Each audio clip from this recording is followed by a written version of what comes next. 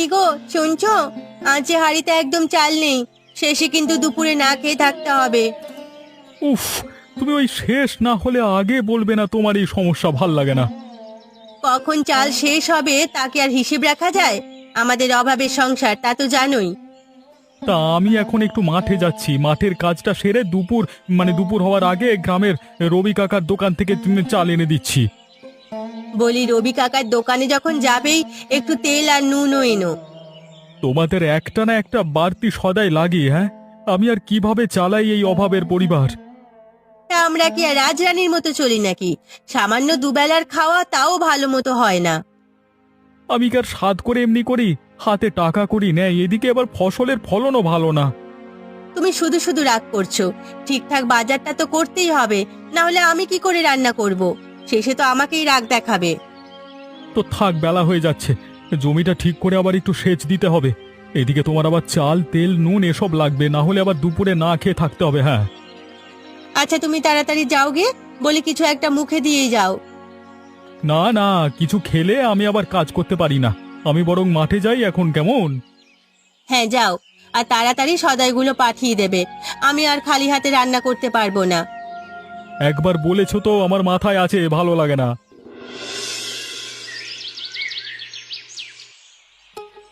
উফ, আজকে সারাটা দিন যা গরম গেল, কিছু যেন ভালো লাগছে না গো। দাও দাও, তাড়াতাড়ি ভাতটা দাও। আহ, তোমার যেন একটু তর্স হয় না? মানে বসলেই যেন ক্ষুধা শুরু হয়ে যায়। হ্যাঁ, খেতে বসে দেরি করা আমার পছন্দ নয়। আর তোমার হাতের রান্না খেতে কি আর অপেক্ষা করা যায়? তা দিচ্ছি, একটু ধীরাও। খুব চিন্তায় আছি গো গিন্নি। গত কদিন বৃষ্টি নেই, কিভাবে যে জমি চাষ করবো এরপর। তোমার ওই সব সময় খালি চিন্তা। বলি, বৃষ্টি না হলে কি শুধু তোমার জমি পড়ে থাকবে? লোকের চিন্তা করলে কি হবে, নিজে বাঁচলে বাপের নাম গো গিন্নি, তুমি কি আর অত বুঝবে? তোমার তো ওই এক কাজ, শুধু নিজ আর নিজ। আমি আর পারি না বাপু। শোনো, আজকাল নিজের জন্য একটু স্বার্থ দেখতে হয়, নইলে চলা খুব কঠিন। তাই বলি, তুমিও আমার মতো একটু চালাক চতুর হও, বুঝলে? আমি কি বোকা নাকি? তোমার থেকে ঢের চালাক আছে, বুঝলে তো? তাই আগে নিজে ঠিক হয়ে নাও।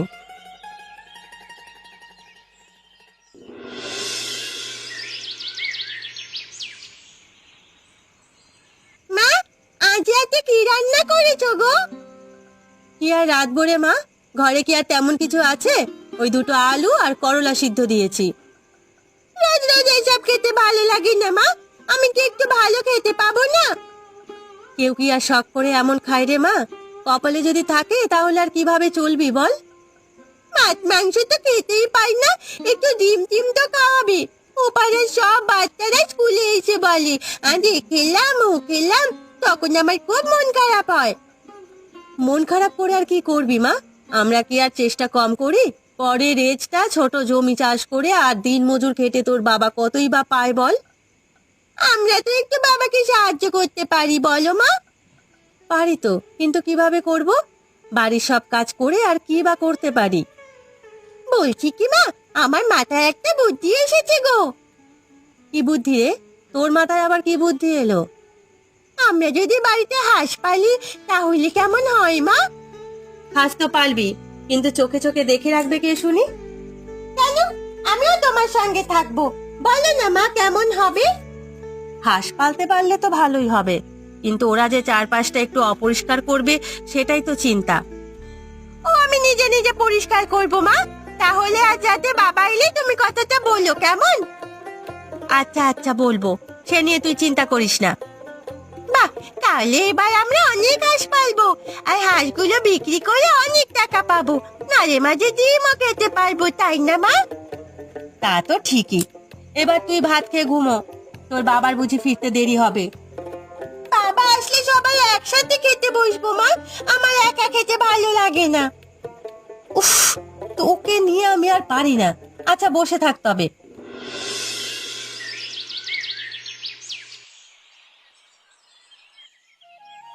এতদিন জমি জমা দেখতে না এসে তো বড় বিপদ করে ফেলেছি রে খগা। বলি, চারিদিকে এত আগাছা জন্মেছে, জমিগুলোতে তো ফসল হওয়াই কঠিন। তা তো ঠিকই বলেছেন বাবু। আমি তো আপনাকে মাঝে মাঝে আসতে বলি, কিন্তু আপনি যা ব্যস্ত, কি আর আসবেন? হ্যাঁ, বুঝলি তো, সেই ছোটকাল থেকে বাবার পেছু পেছু মাঠঘাটে ঘুরতাম। এখন একটু অলস হয়েছি এই যা। তাছাড়া মাঠের কোন কাজ কখন করতে হবে সে আমার জানা। না হলে কি এমনি কি আর বাড়িতে বসে তোকে বলে দিতে পারি? আপনি তো বাবু সর্বকাজই সেরা, আপনার সাথে কি আর তুলনা চলে? বলি কাজ করছিস যা, তার থেকে তো দাঁড়িয়েই থাকছিস বেশি। তাই তো বলি একদিনের কাজ কেন এত সময় লাগে। কি করব বাবু, কোমরটা বড্ড লেগে যায়, মনে হয় হাড্ডিগুলো সব নরম হয়ে গেছে। দিন শেষে কাজের টাকায় নেশা খেলে তোর তো এমন হবেই। জি জি বাবু, এই কথা কি বলছেন, বড্ড লজ্জা পেয়ে গেলুম বাবু। তোর আবার লজ্জা? কতবার তোকে নিষেধ করেছি, তুই তো এসব খানিই নিস না। ওই একটু মাঝে মাঝে না খেলে শরীরে কাজের জোশ আসে না বাবু। বলি এসব কাজ করিস আর গ্রামে শুধু পাজি কাজ করা তোরা, বলি এবার একটু ঠিক হবি তো নাকি? আগে বাবু আমি তো ঠিকই আছি, এই দেখছেন না কেমন শরীরটা টান করে দাঁড়িয়ে আছি। না রে না, তোর সঙ্গে কথা বলা আর মুখে ব্যথা তোলা একই। তোর যা ইচ্ছে করগে তো, শুধু আমার কাজ যেন সময় মতো হয় এই বলে রাখছি কিন্তু, বুঝলি? কখনো কি কোনো কাজ খারাপ করেছে বাবু? এই খগেন কাজে ফাঁকি দেয় না। এই সেরেছে রে, এই মরার হাঁসগুলো বিক্রমদার জমি আজকে শেষ করে ফেললো বুঝি। হ্যাঁ না গো কাকু, আমি হাঁসগুলো তুলে নিয়ে যাচ্ছি গো, হঠাৎ নেমে পড়েছে। থাম, এমনি নেমেছে না নামিয়ে দিয়েছিস, তোকে দেখাচ্ছি মজা। বলে ও বিক্রমদা দেখে যাও গো, তোমার ক্ষেত আজকে শেষ করে ফেললো। কে কে কার হাঁস আমার খেতে নামিয়েছে রে? হ্যাঁ, কাকু আমাদের হাঁস ভুল করে নেমে গেছে, আমি একা সামলাতে পারিনি। তা সামলাতে পারিসনি তো একা এসব কেন আনতে গেছিস পাজি মেয়ে? হ্যাঁ, ও মা গো, কাকু তুমি আমায় মারলে, আমি তো তোমায় বুঝিয়েই বললাম গো। চুপ কর, এতটুকু মেয়ে আবার মুখে মুখে তর্ক! কি করতে চাস? ভালোই ভালো এক্ষুনি সরে পড়, না হলে আজকে টের পাবি আমি কি জিনিস। এভাবে কথা কেন বলছো কাকু? আমি তো তোমায় কিছু বলিনি গো।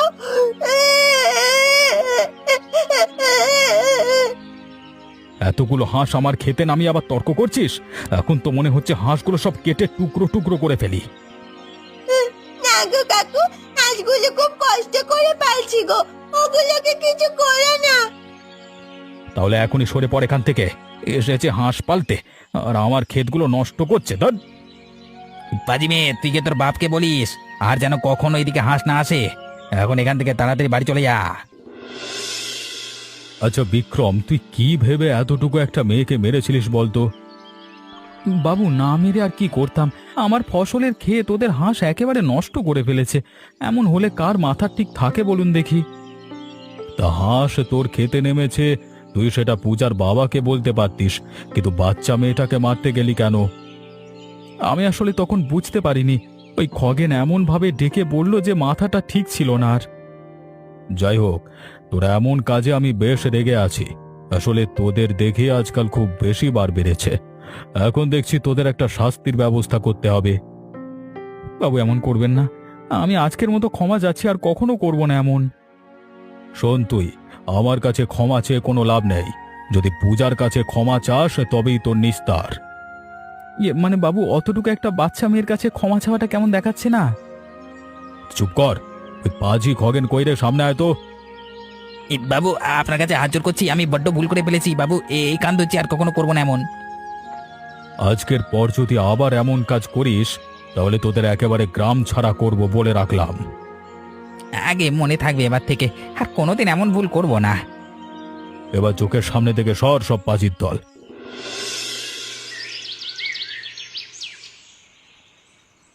আমার খুব চিন্তা হচ্ছে গো, ওরা যে পাজি, তার মধ্যে আজ আবার বাবু ওদের বিচার করেছে, কি যে করবে পরে। দূর, এত ভেবো না তো, ওদের দিন দিন সাহস বেড়ে যাচ্ছিল, আমরা গরিব বলে যখন যা ইচ্ছে করতো। তা তো বলেছে, কিন্তু আমাদের ছোট্ট পূজাকে নিয়েই তো ভয়। ও একা একা স্কুলে যায়, কখন যে কি করে বসে ওই পাজির দল। তুমি এত চিন্তা করো না তো, খারাপ লোকেদের দৌড় খুব বেশি হয় না। তাছাড়া বাবু যখন ওদের সাবধান করে দিয়েছেন, আর তেমন সাহস হবে না। কি জানি কখন কার মনে কি যে হবে তা কে জানে। এমনিতে যে খারাপ সময় এখন, মানুষ নিজের স্বার্থে সব করতে পারে। গিন্নি এত ভয় পেলে কি চলবে, ওরা যে আরো পেয়ে বসবে। উপরওয়ালা যা কপালে রেখেছে হবে। তুমি বরং খেতে বসো এখন। এই পূজা মা, খেতে বসবি আয়। আমার একটা মাত্র মেয়ে, কি যে হয় ওর। আমি তো আছি গিন্নি, এত ভাবতে হবে না। এবার এমন কিছু করলে ওদের পিটিয়ে সোজা করে ফেলবো। হ্যাঁ, শোনো, হাঁসগুলোর অনেক ডিম হয়েছে, কাল বাজারে গিয়ে বিক্রি করো। এমনিতেই যে গরম পড়েছে, ডিমগুলো নষ্ট হতে পারে। ও ভালো একটা চিন্তা করেছো, কাল থেকে ওগুলো বিক্রি করতে হবে। বলি, ডিম বেচে পূজার জন্য একটা কাপড় এনো। হাঁসগুলো তো ওই কষ্ট করে দেখে গো। বাড়ি আসবার সময় কাল অবশ্যই ওর জন্য একটা জামা কিনে আনবো। আমাদের কষ্টের সংসার গো, তবু ওই সামান্যর মধ্যেই অন্তত শান্তিতে থাকি, কি বলো? তা তো বটেই, তবু মাঝে মাঝে অভাব এসে এমন ভাবে আটকিয়ে যায়। যাকে ওসব ভেবে আর কি হবে, কালকে আবার উঠতে হবে সকালে।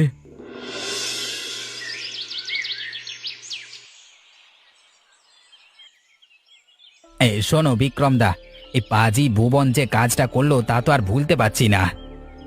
শুধু কি তুই, আমারও কদিন হলো মাথা ঠিক হচ্ছে না রে। বাবু যেভাবে অপমান করলো, আর ব্যাটা ভুবন কত প্রিয় হয়েছে এটাই আগে দেখে ছাড়বো। আমাদের সাথে লাগতে এসেছে, ও একবারও কি ভাবিনি আমরা কি? শোনো বিক্রম দা, ওর উপর আমার রাগটা কেমন যেন জ্বলছে আমার গাটা। তুই বরং এখন কিভাবে ওকে জব্দ করা যায় সেটা ভাব। ওকে যতদিন টাইট না দিচ্ছি ততদিন মনে শান্তি আসবে না। ওকে শাস্তি দেবার তো একটা উপায় আছে।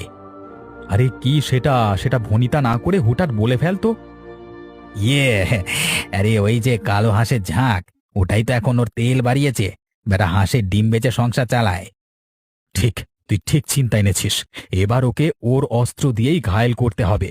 আর ওই হাঁসের ঝাঁক গায়েব করলে ব্যাটা এমনিতেই দেখবি পায়ে এসে পড়বে। তাহলে কাজটা ফেলে রেখে লাভ কি? হ্যাঁ, ওই কাজলা বিলে হাঁসগুলো ছেড়ে দুপুরে বাড়িতে ঘুমায়, এটাই আসল সময়। তাহলে ওগুলো ধরে আমরা বস্তায় করে আগে ওই ঝিরির ধারে রেখে আসব, তারপর রাতে বাড়ি নিয়ে যেয়ে ওগুলো কেটে খাবো। কেমন হবে বলতো? ইয়ে, আমার মুখে তো একবারে আমার মুখে তো একেবারে লাল চলে এলো রে। রাতে বেশ মজা করে হাঁসগুলো খাবো। শুধু মুখে লাল এলেই হবে নাকি? আগে ভালোই ভালোই কাজটা শেষ করি, চল। চলো চলো তাই করি, আমার আর তস সইছে না।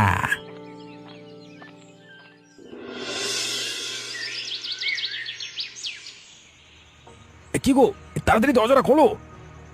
উফ, এত রাতে কোত্থেকে এলে শুনি? এসেই দরজা ঠক ঠক করতে শুরু করেছো। আস্তে কথা বলো, আগে দরজাটা খোলো তো ঘরের।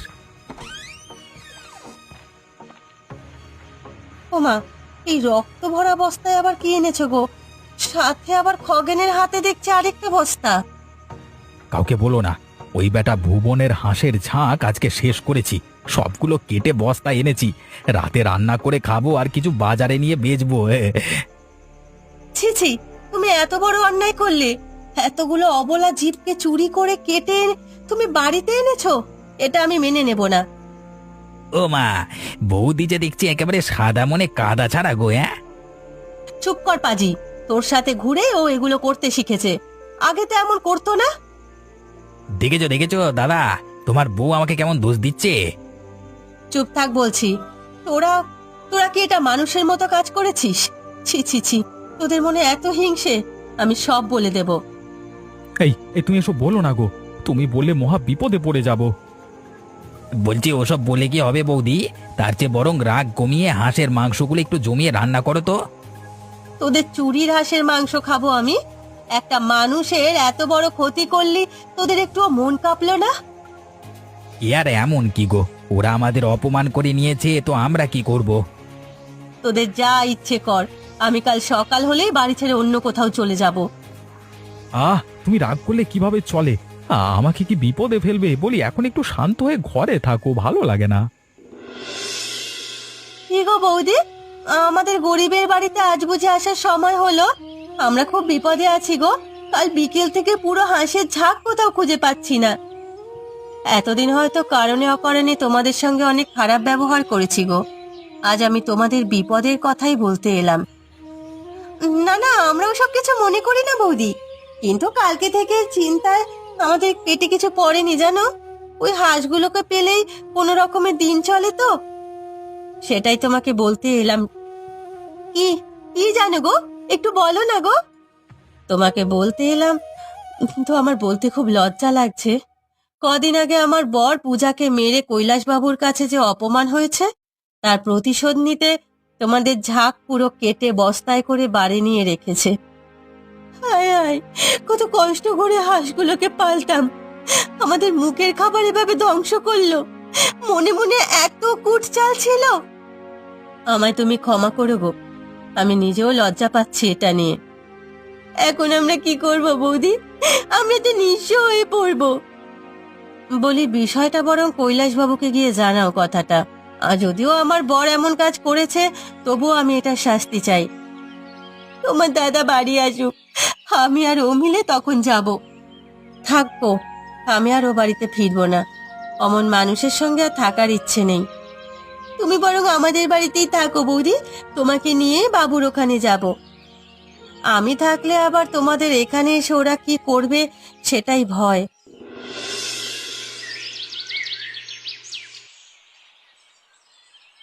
কই গো গিন্নি, দাও এক গ্লাস ঠান্ডা জল দাও গো। সারাদিন দৌড়ে কোথাও হাঁসগুলো খুঁজে পেলাম না। এই নাও ধরো। আর খুঁজে কি হবে গো, যা সর্বনাশ হওয়ার হয়ে গেছে। কি হয়েছে আবার গো? সেদিন তোমায় বললাম, তুমি গায়ে মাখলে না। ওই পাজির দলগুলোই তো এত বড় সর্বনাশ করলো। তোমার কথা তো আমি কিছুই বুঝলাম না। ওই যে পাজি খগেন আর বিক্রম মিলে কাল আমাদের সব হাঁসগুলো কেটে ফেলেছে গো। যা ভাবলাম সত্যি তাই হলো। এ তুমি কি শোনালে গো? আমাদের আশা ভরসা সব যে মাটি হয়ে গেল। মানুষ এত বড় সর্বনাশ করতে পারে আমি ভাবতেও পাচ্ছি না। সে কি আর ওদের মনে আছে? ওরা তো ক্ষতি করতে পারলেই খুশি। ওদের মনে আমাদের উপরে যে এত ক্ষোভ ছিল তা তো জানতাম না। জোচ্চোরগুলো আমাদের উন্নতি দেখতে পেল না গো। ওরা মানুষ না গো, পশু। না হলে কি এই অবলা হাঁসগুলোকে কাটে? আজ সকালে নীলিমা বৌদি বলল, তাতেই সবকিছু জানলাম। বৌদি না বললে তো কিছু জানতেই পারতাম না। বৌদি শেষমেশ কিনা নিজের স্বামীর অন্যায় তুলে ধরলো। বাহ!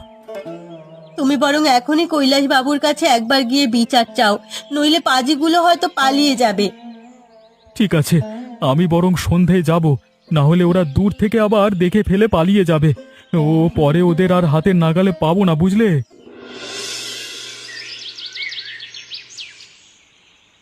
কিরে ভুবন, তোকে যে বেশ চিন্তিত লাগছে। বলি, কোনো বিপদে টিপদে পড়িসনি তো আবার? বিপদে পড়েছি বলেই তো রাতের বেলায় ছুটে এসেছি বাবু। কি এমন বিপদে পড়লি শুনি? আমার কষ্টের পালা কালো হাঁসের ঝাঁকটা পুরো হারিয়ে গেছিল কাল থেকে। আজকে শুনতে পেলাম ওই খগেন আর বিক্রম মিলে হাঁসগুলো কেটে ফেলেছে। এ তো মারাত্মক কথা। কদিন আগেই তো ওদের একটা সালিশ করলাম, এর মধ্যে আবার তোর ক্ষতি করেছে। না না, এবার তো এদের আর এভাবে ছাড়া যায় না। তা কারণটা কিছু জানিস? কারণ আর কি, সেদিন আপনি ওদের অপমান করেছেন, তার প্রতিশোধ নিতে এমন করেছে। ঠিক আছে, এই পাইক পেয়াদা কে আছিস? তাড়াতাড়ি বেটা খগেন আর বিক্রমকে আটক করে রাখ। আমি কালকে সকালে গ্রামের মাঝে বসে বিচার করব। আর ভুবন, তুই মন খারাপ করিস না, তোর একটা ব্যবস্থা আমি করে দেব, কেমন? বাবু, ওদের যদি কঠিন শাস্তি না দেন, ওরা আবার আমার মতো নিরীহ মানুষের ক্ষতি করবে। এবার একটু দয়া করে ওদের সমুচিত বিচার করবেন। সে তো আমার মাথায় আছে, এসব নিয়ে তোকে চিন্তা করতে হবে না। আমি এবার ঠিক বুঝিয়ে দেব, অন্যায় করলে কৈলাস তাকে এমনি এমনি ছেড়ে দেয় না। তাহলে বাবু, আমি আশায় থাকলাম। আজকে তবে আসি বাবু। কালকে থেকে চিন্তায় ঘুমাতেও পারিনি, শরীর ভীষণ ক্লান্ত হয়ে পড়েছে আমার।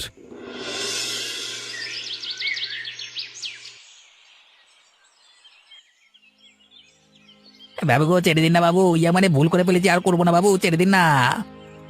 চুপ কর জোচ্চোরের দল, তোরা কি মানুষ? একজন মানুষের মুখের আহার তোরা হিংসে করে কেটে খেয়ে নিলি। বাবু মানে বলছিলাম, মানে আমার তো খুব দোষ নেই, ও যা করবার সব খগেনই করেছে, আমি কিছু জানি না। এই বেটা, তুই তো সব করতে বলেছিস আমাকে, এখন দোষ দিচ্ছিস আমার? বাবু সব মিথ্যে বলছে, সব মিথ্যে বলছে বাবু। তোরা দুটোই চুপ কর, সব পাজির পাটকাঠি।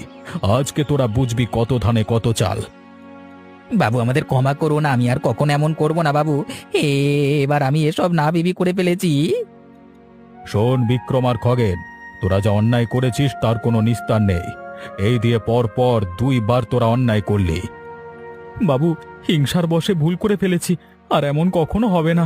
আমায় কি একটু দয়া করা যাবে না বাবু? আমি করজোড়ে ক্ষমা চাইছি। আজকে তোদের এই গ্রামের মাঝখানে বিচারের কারণ হলো তোদের উচিত সাজা দেওয়া। শোন, তোরা যে কয়েকটা হাঁস কেটেছিস সেগুলো কিনে দিবি, আর সম পরিমাণ হাঁস কেটে পুরো গ্রামকে খাওয়াবি। এত বড় সাজা দিবেন না বাবু, বাবু গো। আর সাথে তোদের জমিগুলো সব 1 বছর ভুবন চাষ করবে, আর 100 হাত নাক মাটি। এই হলো তোদের অন্যায়ের সঠিক শাস্তি। বাবু, আজকে বুঝতে পারছি মানুষের অন্যায় করা ঠিক নয়, আর কখনো এমন করব না। আপনার শাস্তি মেনে নিলাম। আমি পুরো গ্রামে হাঁসের মাংস খাইয়ে নিজের অন্যায় শোধরাবো বাবু। তা বেশ, এমন চিন্তা আসলেই ভালো। আমিও চাই এ গ্রামে সবাই মিলেমিশে থাকুক, বুঝলে?